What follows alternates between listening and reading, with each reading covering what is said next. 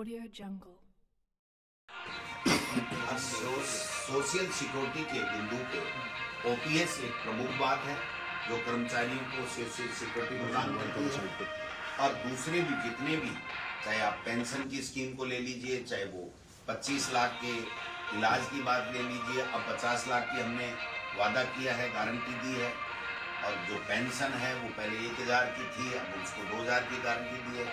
जो किसानों के लिए बिजली की जो माफ है, बच्चों को लिए पढ़ाने के लिए लैपटॉप फ्री में देने की बात है।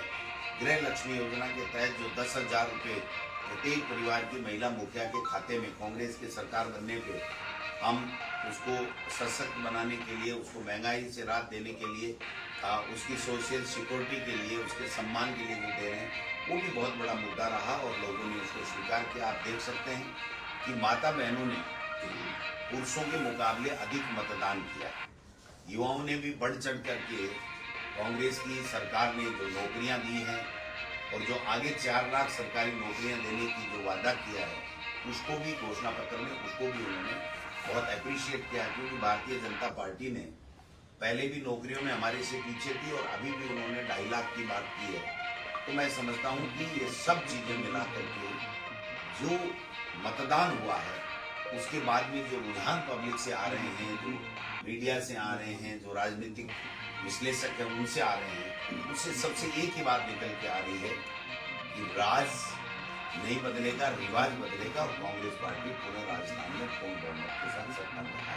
लेकिन सर, धार्मिक ध्रुवीकरण आपको क्या लगता है कि क्या उसमें असर डाला? और दूसरा, क्या पेपर लीक से आपके जो नए नेता युवा मतदाताओं को उनको असर पड़ा था? देखिए, धार्मिक ध्रुवीकरण उनका प्रमुख एजेंडा होता है भारतीय जनता पार्टी का, लेकिन हमारी सरकार ने जिस प्रकार से सबको साथ लेकर के काम किए, मंदिरों में काम किए और सब धर्म के लोगों को, संतों को, जो मौलवियों को, सबको बुला करके कोरोना काल में सबकी राय लेकर के जो काम किया, उससे राजस्थान में उनका ये जो एजेंडा है धार्मिक ध्रुवीकरण का, हिंदू मुस्लिम करने का, वो नहीं चल पाया। और राजस्थान की जनता ने कहा इससे पेट नहीं भरता है। जो हमें संबल मिलता है वो 25 लाख रुपए फ्री इलाज से मिलता है, हमें जो संबल मिलता है वो पेंशन से मिलता है, ओपीएस से मिलता है, हमें संबल मिलता है वो फूड पैकेट जो अन्नपूर्णा जो हमारी स्कीम है उससे मिलता है, हमें संबल मिलता है वो बिजली के बिल माफ करने से मिलता है, नहीं कि हिंदू मुस्लिम करने से। इसलिए मेरा ऐसा मानना है। दूसरा आपका सवाल था कि पेपर लीक का, पेपर लीक के मुद्दे को राजस्थान की जनता ने, युवाओं ने सीरियस से खारिज कर दिया कि भारतीय जनता पार्टी ने की कोशिश की जिसको नकार दिया गया। और मेरे तो आपने देखा होगा कि चुनाव की आचार संहिता के बाद में कुछ मेहमान दिल्ली से भेजे गए थे बीजेपी के द्वारा, लेकिन उससे तो और ज़्यादा उत्साह हमारे लोगों में आया और मार्जिन मेरा जीत का बढ़ा है। तो आप समझ सकते हो कि वो हर मुद्दे के ऊपर, हर षड्यंत्र में वो फैल रहे हैं और राजस्थान की जनता ने कांग्रेस को पूरी तरीके से समर्थन दिया है और मत देकर के सफल है। आप दौरान एक डांस का वीडियो का वो क्या था? देखिए, वो मेरा नामांकन की रैली थी और नामांकन की रैली में उत्साह, जुनून मेरे कार्यकर्ताओं में था।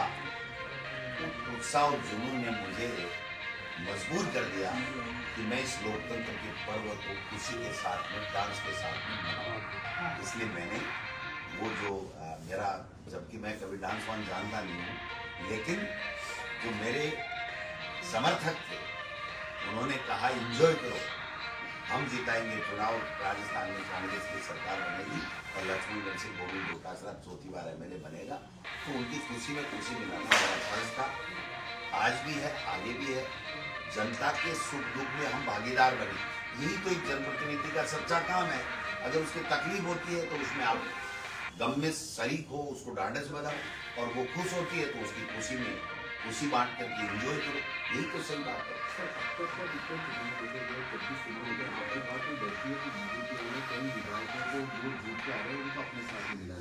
क्या आपकी पार्टी निर्दलीय और बागी लोगों से संपर्क में कब बारे में मिला है? जब हमारा पूर्ण बहुमत आ रहा है तो भैया ऐसे सवालों का कोई मतलब नहीं।